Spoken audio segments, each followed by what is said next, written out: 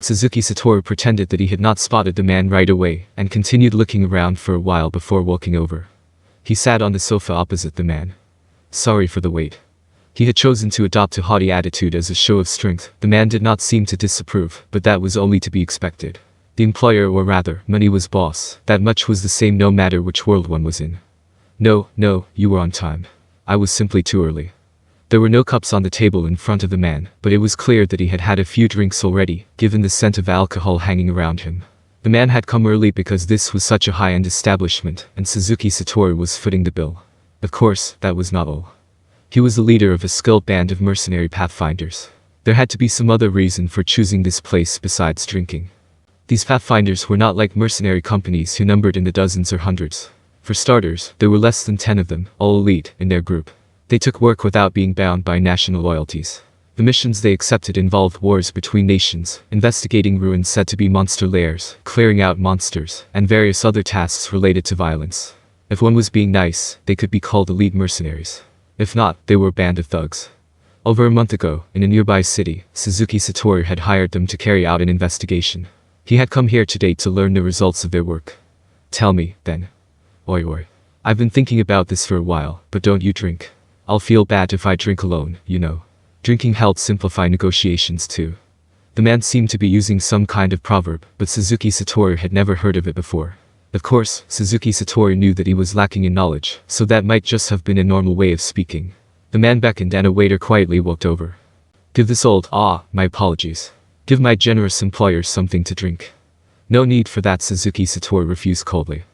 It was an act, just like before. In order to avoid having to keep refusing various offers, it was easier for him to act like this. From an adult's perspective, if one kept refusing invitations to go out drinking, then eventually people would stop inviting you out. Don't mind me, just go ahead and drink. Like I was saying just now. The man's words trailed off as he scratched his head. In that case, I'll have a Claire. Very well. Which year? The 8th. Give it to me straight. Certainly. Suzuki Satoru watched the waiter leave, and the man lowered his voice to speak. Now then. I'll report our findings. The city we were told to investigate was taken over by zombies. There's no telling if there's anyone living there. Is that so? That was the outcome he had expected, and so Suzuki Satoru's voice was calm. Perhaps the man was unhappy with that, because he changed his tone. However, he might have faked it. He was the sort of person who would not let his true feelings show even when drunk. Therefore, he was probably trying to emphasize how he felt. This is the 3rd zombie-infested city you've had us check, you know. Don't you think it's about time you told us why? Why would you let us go into the cities and investigate in detail? What do you want? Well, there was no need to answer that question. It would be bad if they had decided to barge in of their own accord. It would be best if he could answer in a way that did not reveal his intentions and remove their interest in the matter. Then I will answer your question with a question. I laid down the ironclad rule that you are not to enter the city. Did you do so? No. And why should I believe you? We obey the instructions given to us by our employer. I guarantee it. After all, you're paying us so much. He could not place any trust in that.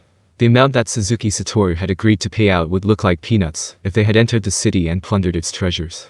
It was not yet time to learn the truth with mind control spells. Those were not a good choice. There would be trouble once the spell ended. He could seize him and use alter memory on him, but he was not confident in his ability to adjust memories with magic. Getting good at these alterations would take a very long time, and his practice would involve turning a person into a vegetable. Given that he did not possess a proper base of operations, it was an unrealistic course of action. Should he silence him or place his trust in him? Suzuki Satoru wanted to silence him. If they killed the zombies and looted the city's treasures, it might pose a threat to Kino's country. This was especially true for private groups, whose actions were very hard to control. It would seem the countries around Inveria had not sent out their armies to quell these cities. However, these countries should have known about their neighbors' citizens all becoming zombies. Some of those countries might have had the same thing happen to their people. Whether or not those countries had chosen to take military action or were preparing to do so remained to be seen. Unfortunately, there was no way to verify this. A traveler like Suzuki Satoru would not be able to learn such state secrets, no matter how much he paid. Still, he could think of a few reasons why the surrounding countries had not taken action yet. Since the undead were enemies of all living beings, there was no direct benefit to eliminating them. Even if they exterminated the zombies and liberated a city, all they would gain was land without a workforce. Such land would be useless to them. Perhaps it might be useful if they had excess mouths and ample manpower. But if they did not have that much population, then taking and holding unnecessary territory would only become a burden, since one needed bigger garrison forces as one's territory grew. But if they left the undead alone, it might lead to the appearance of more powerful undead, so they would have to send their armies in eventually. However, negotiations would be needed in order not to agitate their neighbors when moving their forces, and then the nobles would push the responsibility for taking part in exterminations, and so on to each other. Such matters would take a very long time. And another thing was that as long as the cause for the situation was unknown, sending their troops in might lead to them turning into undead. Anyone with a brain could tell that. Therefore, these masterless men who were driven by the desires were the more threatening opposition here. Thus, he would need to disabuse them of that notion with a preventative measure, even if it meant lying to them. I see, that's good, Suzuki Satoru said as he deliberately lowered his voice. I say, why do you think the people in the city turned undead? You mean it wasn't because a monster showed up? You know, like a soul eater. I heard that a lot of people died when that monster showed up in a certain country. Well yes, a lot of people would die if it walked around on the street with its skill active. Suzuki Satoru smiled bitterly in his heart. Granted, such undead beings were nothing special to him, but it would seem that they were very powerful in this world. I remember there was a magic warrior riding a soul eater among the members of Corpus of the Abyss, but he was incredibly weak. Oh well. I don't think so. We believe that there might be some kind of plague or curse at work here. The man's expression did not change upon hearing we. Suzuki Satoru ignored him and continued speaking. It's probably not poison. If there were a toxic cloud that could cover an entire city, of course, a cloud that turned creatures undead would be something else, but I've never heard of anything like that before. So it can be a plague, then? No, it's more likely than a poison. After all, there are plagues which are unique to the undead. Perhaps this zombie plague is something like that, highly infectious, spread by an airborne vector, and which can be treated by cure disease. The curse disease. I see. Like demon fever, then. That's why you didn't want us to go in. It would seem he had taken the bait. I'm glad you understand. Normally, the infectious organism should have died after so long, but it seems things are not normally. This special disease is different from the others, and might be lurking in the bodies of the zombies. Also, they might not be ordinary zombies, but a new, infectious strain of zombies. The man listened in silence, and Suzuki Satoru continued spinning his tale. While we don't know the cause for it, it's possible that one of you might have gotten infected too. It would be bad enough if you had turned into zombies on the spot over there, but the worst case scenario is if it has a fixed incubation period. That would be troublesome. The infection might spread to this city and the surrounding villages. Oi, boss. You should have told us about this danger beforehand, right? And if I told you, who would have taken the job? Also, a death would have proven whether or not the city was safe. In any case, I'm not going to lose a moment of sleep if you end up dying because you couldn't follow instructions. The man's gaze grew keen. So we're canaries, then? Suzuki Satoru smiled coldly, but did not reply. Then let me ask you again. Did you go in? We didn't. I'm a man of my word, and I swear that I'll continue keeping my word in future. The man's reply came instantly. After seeing his lack of hesitation of unease, Suzuki Satoru was certain that he was not lying.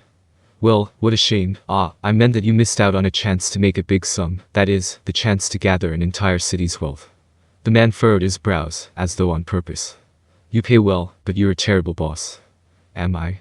If I really were terribly boss, wouldn't I have urged you to enter the city? I'd have baited you with the lure of some rare item, no? The man appeared to have accepted that reasoning. Just then, the waiter brought the wine over. The man took a mouthful of it and then loudly exhaled a breath of alcohol on air. Well, thanks for the job. We'll take the payment as arranged, then. Suzuki Satoru dumped his small pouch on the table. Then, he placed a large bag on the table, which clinked. The man opened the smaller pouch, checked that there were 4 large gemstones inside, and then closed it back up. Since gold coins were too heavy, big transactions were typically made with gemstones and the like. Some countries used gemstones to make a type of extremely high-value currency called gem coins, or they made coins of mithril or adamantite, or gold plaques, which had value beyond their weight, but this country did not use those. And, this is. The man had already opened up the bag and checked the gold coins inside. It was a large sum. The 2 bags together are the payment for the job. Take it. Then you could have just used gems for both bags. It's hard to carry this stuff home when you're drunk. Sorry about that, but please make do. This money isn't quite enough for a gemstone. Suzuki Satoru then muttered to himself, finances are pretty tight on my end too. Perhaps there was no point in such a fabrication, but it was worth trying. It would be fine as long as it could delay the man just a little. Then we'll go to the appraisers together. The gem's value. You don't need to do that. Don't be mistaken, but I trust you, you know. After all, it's the third time you've hired us, and you've never once welched on the payment or tried to haggle the price too much. If I doubted you even then, it'd be pretty shameless of me. No, it doesn't matter even if you don't believe me. We need to make sure there are no problems between us in order to avoid trouble. After Suzuki Satoru said so, the man exploded into laughter. He laughed for a while, and then the man addressed Satoru, the afterglow of his mirth still on his face. You're the one who doesn't trust us, right? Well, it can't be helped. Haha. Then let me come clean. I didn't want to go with you earlier because this is a classy place, and I don't get the chance to come here often, so I wanted you to buy me a few more drinks. I see, in other words, he wanted me to foot the bill. Well, that's fine. Well, that's it, then. I'll be heading back first. Suzuki Satoru rose from his seat. The man raised his glass and watched him leave. Please continue taking care of us. But will there be a next time? With that thought in mind, Suzuki Satoru smiled in a very meaningful way.